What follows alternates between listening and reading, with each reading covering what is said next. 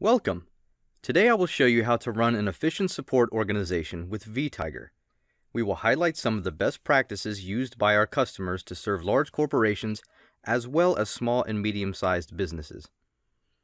Customer support excellence starts with 3 simple steps: organizing your support team, setting targets, and defining an efficient process to handle customer support issues.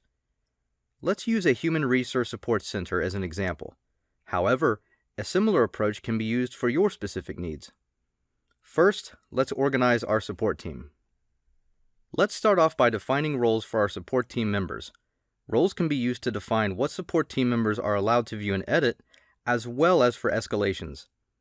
As you can see, we have a very simple structure. We have the support manager and IT admin reporting to the support head. Further, support agents are grouped under the support manager and IT admin. You can change the structure to what fits your organization. Now that we have defined the team structure, we need to group our agents based on how cases will be assigned to them. In our support center, we will group agents into 3 groups based on the type of issues that they are equipped to handle. IT support group is for agents that handle login problems.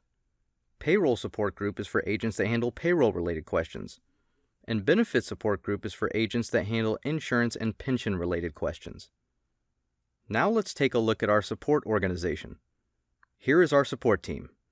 Peter is our head of support, Eric is our support manager, and Melinda is our IT admin. Let's quickly take a look at each group. IT support consists of Melinda and Stuart. Payroll support consists of Eric, Emmanuel, and Eugene. And benefit support consists of Eric, Thomas, and others. Eric, being the support manager, is part of both payroll and benefits. Now that our team is set up in Vtiger, let's set targets. Business hours play an important role in customer support organizations. Most HR support centers don't work on weekends, so a problem reported by a customer on a Saturday morning is unlikely to be addressed until Monday. Business hours ensure that elapsed time over weekends, holidays, and out-of-shift hours are not counted against the time targets. Let's take a look at our support center business hours. We have chosen Southeast Asian time zone since our support team will be serving clients in this region. Otherwise, it is a normal 9 to 5 shift, Monday through Friday, with some planned holidays. Now it is time to specify expected turnaround times for cases. These could be internal targets or customer expectations. For these targets to be meaningful, it is important to categorize cases. For example, login problems, queries on medical coverage, or tax-related questions may require immediate attention. A response may be required within an hour and a resolution within a couple of hours. Less critical questions related to filing taxes and claiming medical expenses may require a response within a couple of hours and a resolution within a day. Finally, requests like "update my phone number" may require a resolution in a few days and are not urgent. As you can see, we have configured our support center targets accordingly. It is a good practice to alert agents when important targets are approaching. For instance, a half-hour remaining message can be used for critical cases. Along similar lines, it is useful to escalate cases to concerned stakeholders when targets are not met. For instance, a half-hour past due message can be sent to supervisors for critical cases. SLA alert and escalation messages can be customized to include pertinent details about the case, including customer name, priority, status, and more. Now that we've structured our team and set up our rules and targets, we will define our support process. First, we have to decide how issues will be reported to our support center. Second, we have to set up how cases are routed to the right group and assigned to agents best equipped to handle them. And finally, how support agents will handle cases. To reach our support center, customers will send an email to support@hr-helpdesk.com. We will bring these into our support center by forwarding them to a dedicated Vtiger email address. Once issues are received into Support Center, a case can be automatically created by simply clicking on Create Update Case. Additionally, you can choose to assign the case to a default group or user and assign an SLA. As you can see, we have assigned the SLA we just created. It is important to note that customers can report issues by phone, portal, and other channels of their choice. We have chosen email since it is a common channel used in HR support centers.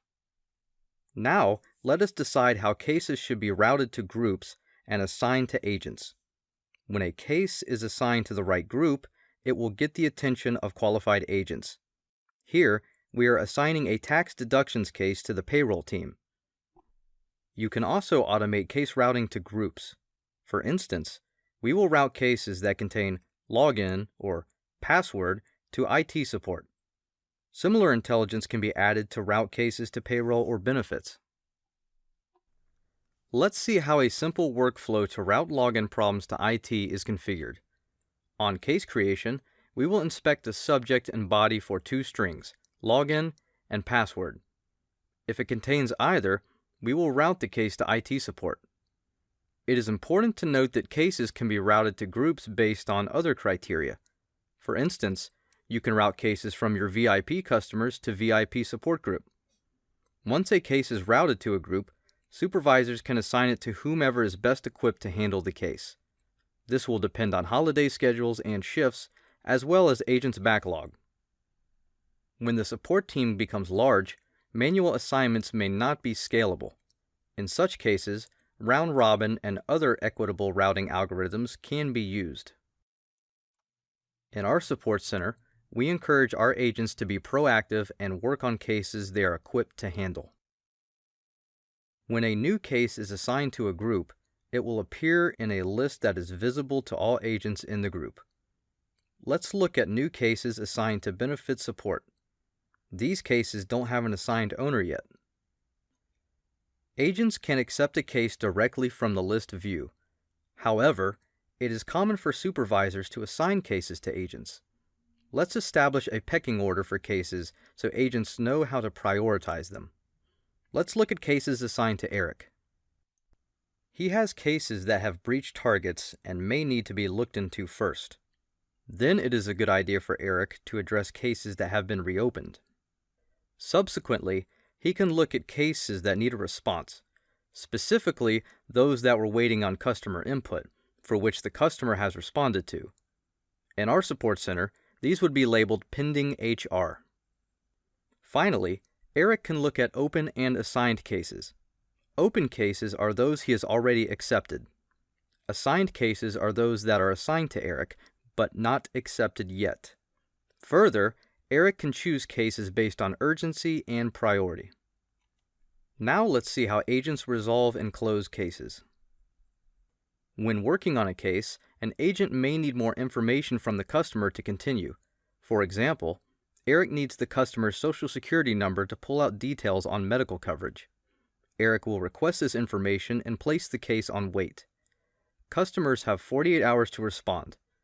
If no response is received within this duration, the case will be closed automatically.